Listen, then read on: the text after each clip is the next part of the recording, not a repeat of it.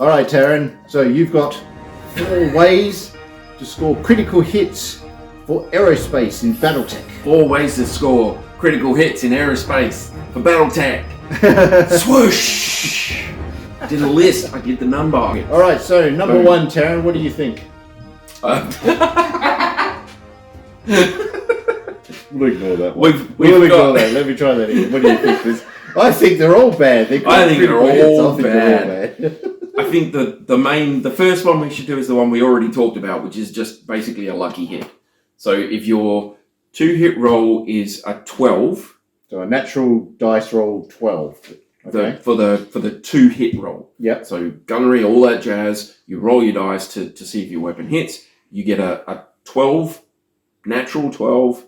It has a chance to cause a critical hit, but only with the first grouping of that weapon. So for most things, it's all a single grouping anyway, but missiles and other cluster weapons, you're dividing it up. Oh, okay. So it's only the first grouping that has a chance for a critical hit. Gotcha. Okay, just in case you're wondering. So wherever that one grouping hits, you get to roll a potential critical. Number 2. On our list of 4. We'll go to SI damage because that's another one we actually technically mentioned. Yeah. So structural integrity damage. If a hit to a location inflicts 1 or more points of damage to the SI, you have to roll for criticals.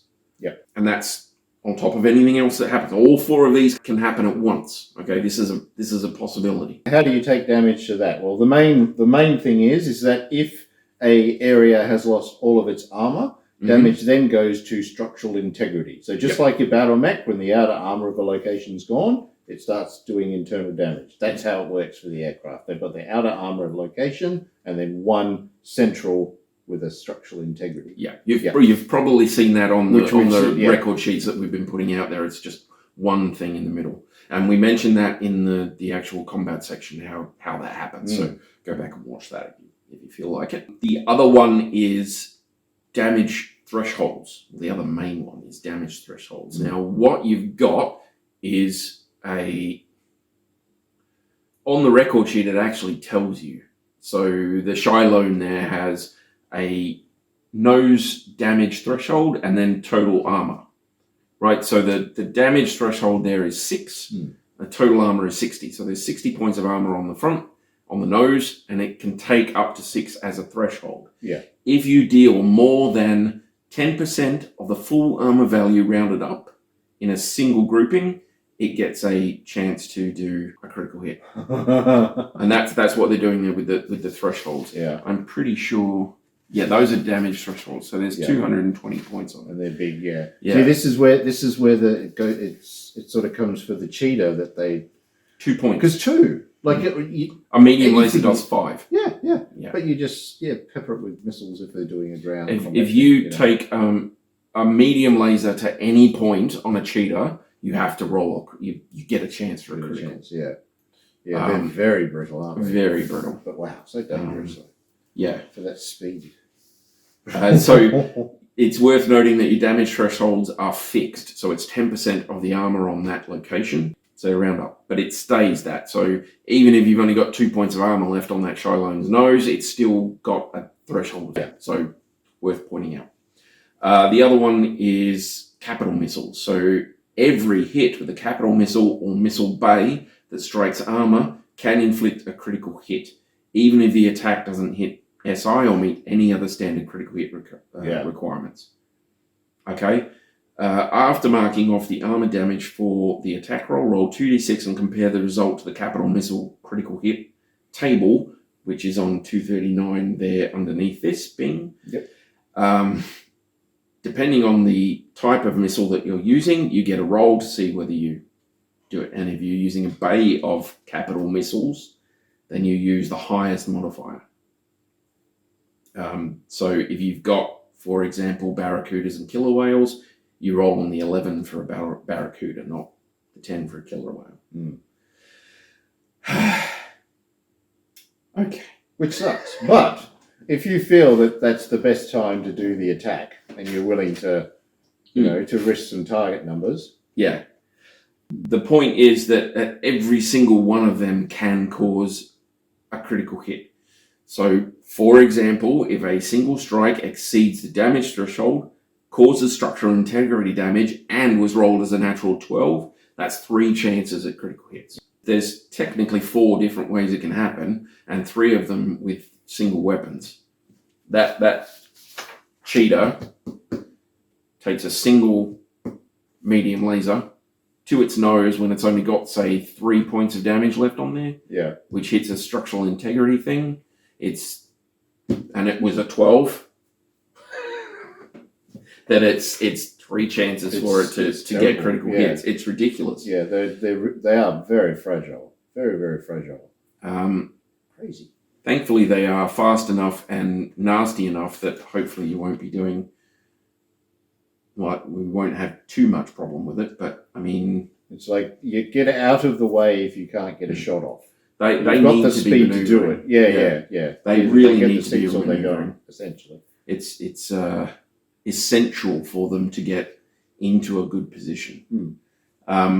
There's also a lot of critical hit effects. We might go through a few of them now. So the hit location table that we showed you before on 237, bing. The thing before the slash is the location that the damage is applied to. The thing after the slash is where your critical hits are going to take effect. A hit that inflicts critical damage has the following effects per the hit location roll made for the attack. Right, so it is just that. You're not rolling a separate thing or anything like that. You're not using a different location table or anything. If you get 2 shooting at a fighter from nose on, it will be the nose, and you'll get a critical against the weapon if you hit a critical. I was trying to figure this out, and I just skipped over the bit where they tell you. Always read the whole thing. For attacks against units mounting standard scale armor on a result of 8 or higher, the appropriate critical hit for that location takes effect, as shown on the hit location table. So, yeah, you roll and you get an 8 or better, and you'll hit that weapon with a critical. Okay. Got it. Cool. Okay. That would be important. That is very important. Because I didn't actually read that. No. Yeah. I just thought it was one of those thinking, different things that they had for it. So. I saw that before. I thought, oh no, there must be a table somewhere. But I've seen that before because I went through this before, and I'm like, oh really? Okay. So there's only one roll, and it's like just a critical. That's interesting. And then I just completely forgot where I'd seen it. Okay. Well, that's good though. That's so good. You've got those 4 different things. If it's standard scale armor, then you've got an 8 or higher on a 2d6 for each one of those possible hits. If you get that 8 or higher, it's a critical hit against the word behind the slash. Whatever it says, yep. So you could lose a heat sink, you can lose a weapon, bombs, you can lose all weapons, sorts of stuff. crew, yeah. Depending on the angle of things. attack too, will dictate what you've got. Yeah. Options. There are quite a few things here that you can hit with critical hit effects. Your record sheet should lay out your critical damage. They usually do. So you can see there the engine hits, the avionics hits, the sensor hits, all that sort of thing. Avionic hits, penalties to your control roll. So the first 2 give you a +1, so +1 and then a +2. And the third, it's destroyed and imposes a +5. And you have to make a critical control roll for each avionics hit. It's nasty. We may as well go in the order. That's okay. So the bombs, you've got 1 bomb is rendered useless. It doesn't explode or it doesn't cause damage. If you don't have bombs, it has no effect. And the controlling player determines which bomb the critical hit affects. Bomb damage makes re-entry operations more difficult. So you've got like a kink in your bomb bay door or something like that, and you can't do it properly. I'm pretty sure we went through that when we did the space. We were talking about atmosphere entering and exiting, which is that's some fun to it. There's a cargo hit. So part of your unit's cargo sustains damage determined randomly between general cargo bays and unit bays. Percentage of cargo destroyed, divide the amount of damage that caused the critical hit by twice the vessel's SI. multiply that number by 100, rounding fractions up. When a hit occurs, roll 1d6. On a result of 1 to 3, general cargo suffers damage if it's present. On the 4 to 6, unit bays, if present, are affected. Wow. Okay. Yeah. So that's tonnage. The little formula there was for tonnage, just in case you didn't work that out. So a PPC inflicts a cargo critical hit against a Mercer class dropship. Vessel has an SI of 30. 17% of the cargo is destroyed. 10 divided by 60 times 100 equals 16.6, rounded up to 17. Mercer carries 10 mechs and 586 tons of general cargo. Destroys either 100 tons of general cargo, 17% of 586, which is 99.62, so rounded up to 100, or 2 mechs, which is ridiculous. 17%. 2 mechs. Yeah, 17% of 10 mechs is 1.7 mechs, rounded up to 2. So if you are carrying cargo, you do not want to take critical damage. My clan tech that I just negotiated and got.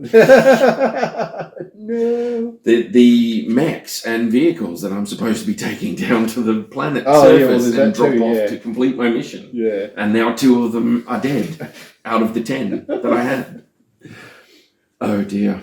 So they were depressed. Yeah. Whenever I see cargo damage like this, I keep thinking of that scene in Pitch Black where she's coming in hot and the thing opens up and like a whole section of people. That's bad. So Combat Information Center, or CIC, gets a damage. You apply a +2 hit modifier for each CIC critical hit. Third critical hit destroys the system and prevents the unit from making any weapon attacks. Yeah, it must be. It's the Combat Information Center. I'm pretty sure it's only larger scale ships that have this. Yeah. Control is another one. Just a control roll. Yeah. They just have to do a control roll. That's it. Yeah. So if it comes up as critical control, all you have to do is make a control roll. Or go out of control. Yeah, which might happen. I think we've mentioned. Crew, if you get a crew hit, critical hit, you cross off 1 pilot/crew status box. Ooh. Each unit can sustain 5. The 6th kills them. So if you get the critical hit, you cross a box off. Yeah. So that represents crew or a single pilot in a thing. He's got 6 either way. It's quite debilitating for an aerospace unit. And that's each of those gives you modifiers to attack and movement and all that sort of stuff. Yeah, so it's really bad. The docking collar, critical hit against your docking collar, damages the collar so the ship can't dock with a jump ship or warship. Which means your overlord there, if he wants to leave and he takes a docking collar hit, he can't dock anymore. And I assume there's ways to do repairs and all that sort of stuff. Oh yeah, so you can do that. Yeah. But if you're in a mission, that overlord can no longer leave if he takes a docking collar hit. He can't dock with a warship and get jumped out. Yeah. So he's stuck on that planet. Door, so a randomly determined cargo vehicle door is damaged and cannot be used for the rest of the scenario. Additionally, door damage makes re-entry operations more difficult, which if you're a dropship like the Overlord and you've got your 36 dudes stuck in there waiting to come out and you take door damage. That's why it's good to have multiple doors. Yeah. Multiple. It'll give you problems when you go, if you're out in space and you take that door damage and then you try and go through the atmosphere interface, it's going to be more difficult. You might end up frying dudes. Engine against a fighter. Each engine hit reduces the unit's safe thrust by 2, which means you have to recalculate your maximum thrust. Yeah. Each engine hit also generates 2 points of heat. If your safe thrust is reduced to 0, unit cannot spend thrust and the heat penalty remains in effect. 3 engine critical hits destroy the fighter's engine, permanently shutting down the unit. Which can be bad because I'm pretty sure you go automatically out of control and you just keep going. Yeah. And if you're in space, that means you're not ever going to stop. You're just going to keep going. And if you're on low atmospheric means you'll go for maybe 2 or 3 X's and then your velocity will hit 0 and you'll just drop. You're so negative. That's space, though, It's isn't a pretty it? negative thing. That's the thing. If So glad we're down here. You'll keep going until you hit something. But like I say, I watched the guy go straight through the middle of the known the Milky Way galaxy on that thing at like multiples of light speed, and he didn't hit a thing. So it's like, yeah. Fire control system. So if your fire control is damaged, you get a +2 modifier to all weapon attacks for every critical hit. Third critical hit destroys it and prevents the unit from making weapon attacks, which is bad. Like this one, fuel. Look, every time a fuel tank critical hit occurs, roll 2d6 on a 10 or more. It explodes. Unit's gone. Yep. Just like that. Just like that. Just like that. Just like that. 10 plus. Just like that. Just like that. So gear. Landing gear is damaged +5 to all control rolls when attempting to land. Yeah. But bear in mind, we haven't even gone into landing yet. Not technically. No. So, yeah, that's your landing gear stuffed, and you're going to have to be very, very, very skillful to be able to bring your ship down. Yeah. So heat sinks, standard scale attack. Critical hit destroys a heat sink, reducing the amount of heat the craft can dissipate by 1 or by 2 if it mounts double heat sinks. Critical hit destroys 10 heat sinks if the attacker uses a capital scale weapon. There'll be nothing left on little units anyway, so it doesn't matter. I think most standard ones are like, well, your Shiloh's got 20 heat sinks. Yeah. Your Cheetah's got the standard 10. Yeah. So, yeah, not good. It's not good. What else? KF boom. So that's the big sail that gets deployed. Yeah.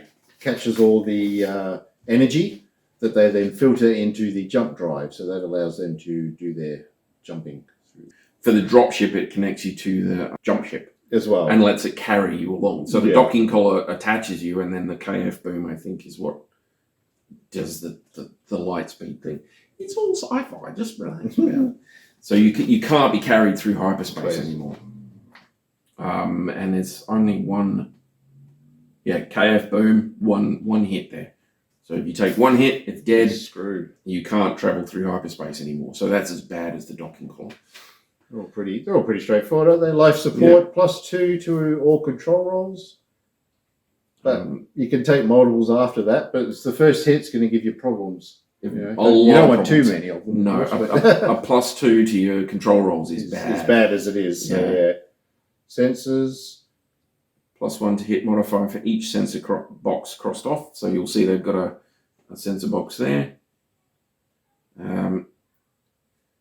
If you get 2 hits, a third sensor hit destroys the system. With sensor destruction, you can still make weapon attacks, but you have to apply +5. Well, that's so good. That's better than ground units. They get shut down. They take sensor hits, but that's it. Two hits on a mech or something, and that's it. Can't do any shooting. That's interesting. Yeah. Thrusters is control thrusters. So attitude control thrusters on the indicated side of damage, increasing by 1 the cost of turn in the direction opposite the thruster's location.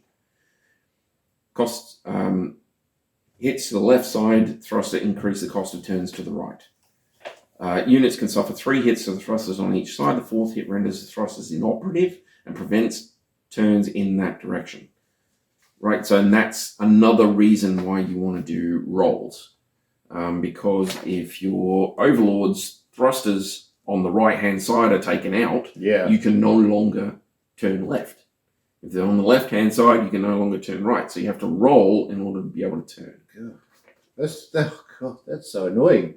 You're spending that extra, because it's extra thrust points to roll.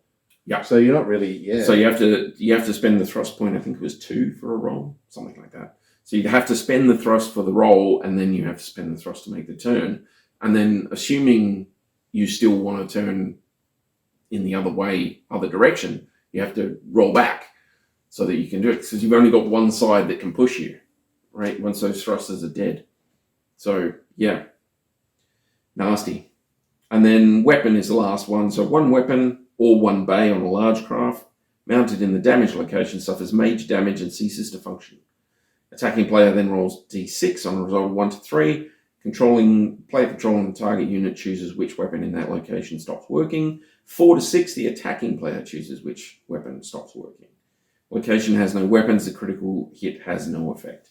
Unit cannot fire that weapon or bay for the remainder of the game.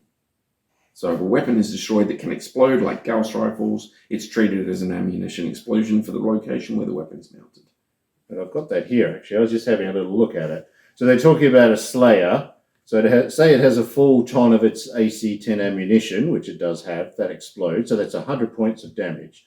You divide that by 10 for a total of 10 points of damage, and that's assigned to the structural integrity. Wow. Now, if you've got case, it does... where is it? Suffers an ammo. Divide the total damage by 20 to a minimum of 1. The rest of that weapon's ammo is destroyed but inflicts no additional damage. So, yeah, case is good. Yeah. Really. But otherwise, if you haven't got it, just rips it apart. They automatically injure the unit's pilot, does 1 point of damage, and you have to do a conscious check, which is the same. But it's funny, it's only doing 1 point of damage instead of 2 for your ground units. You've got 3 on dropships and small craft. You've got like 3 on nose, aft, and side. There's 3 rolls that you can get that give you weapon, and they're all in bays. So that full bay, if you roll, say, nose weapon, if you hit it from the side, and you get the critical, that whole bay, either you pick one or the enemy picks one, that whole bay is dropped out. Yeah. So there's a lot of damage for some of these dropships to lose for 1 critical hit. So nasty. Something to keep in mind, but still, we'll talk about like the combat capabilities of dropships, and they're quite impressive. Yeah. Especially the ones you designed for combat and not necessarily to transport. They are just... Yeah, there's assault craft out there that are just basically reworked dropships, and they're really, really nasty. Some of them, anyway. Well, that is space critical hits. 4 ways to get them, and 4 then ways. critical hit effects. And multiply. Don't if you want more than one, you can have more than one of the same one. They don't care, it's nasty. It's actually pretty cool. I like the way they do it, but it is a lot more damaging than ground combat. For sure. And I mean, you're in space, you're in a fighter that's just a thin layer of metal over like an engine. You've got that like problem.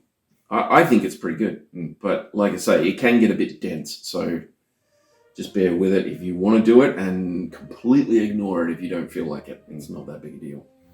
So there we are. Anywho, thank you for watching, and please consider subscribing and sharing it around if you know anyone who could benefit from these little rules videos. I'm sure there's someone out there.